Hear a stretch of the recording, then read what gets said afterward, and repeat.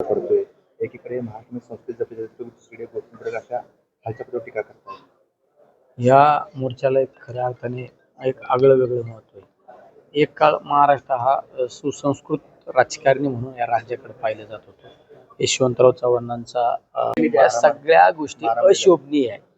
ज्या विधिमंडळात कायदे केले जातात त्या विधिमंडळाच्या परिसरामध्ये विधिमंडळातच म्हणलं तरी काही वावगं ठरणार नाही. त्या ठिकाणी मारामाऱ्या केल्या जातात. ह्या गोष्टी योग्य नाहीत.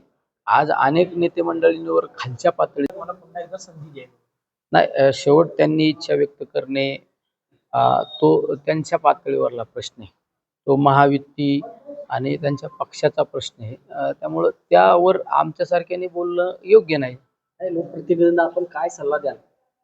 लोकप्रतिनिधींना काय सल्ला देणार यापेक्षा ज्या पक्षाचे पक्षप्रमुख असतात त्यांनी हे थांबवलं पाहिजे. फक्त TV चॅनलवर सांगण्यापुरतं नाही, हे प्रत्यक्षरित्याच थांबवलं पाहिजे. हे आता एक ना एक दिवस हा महाराष्ट्राचा सुसंस्कृतपणा तर गेलेलाच आहे, पण आजूक गलिच्छ राजकारण झाल्याशिवाय राहणार नाही. भारत पाकिस्तान मॅच झाली, त्या मारल्यानंतर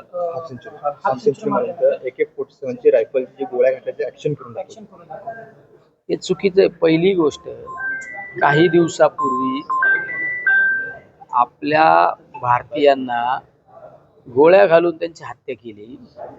गोळ्या घालून हत्या केल्यानंतर आज भारत पाकिस्तान ही मॅच व्हायलाच नव्हती पाहिजे.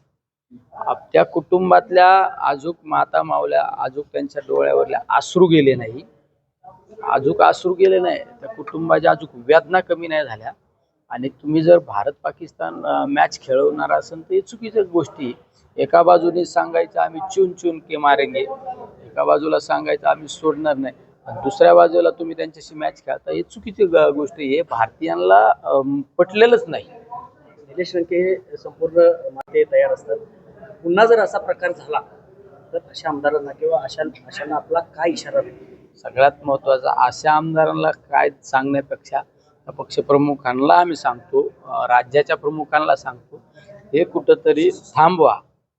हे एक ना एक दिवस तुम्हाला अडचणीत तुम्ही आज पण आलेलेच आहे, आणि हे आजूक अडचणीत आणल्याशिवाय तुमचे डोळे उघडणार नाही. ते थांबलं पाहिजे. भाजपच्या प्रवक्त्याची काल गाडी केला की शिंदेच्या समर्थकांनी ती गाडी झाली ना, ती घटना पण मला माहित नाही, तो विषयच मला माहित नाही, त्यामुळे त्या विषयावर भाष्य करणं योग्य नाही.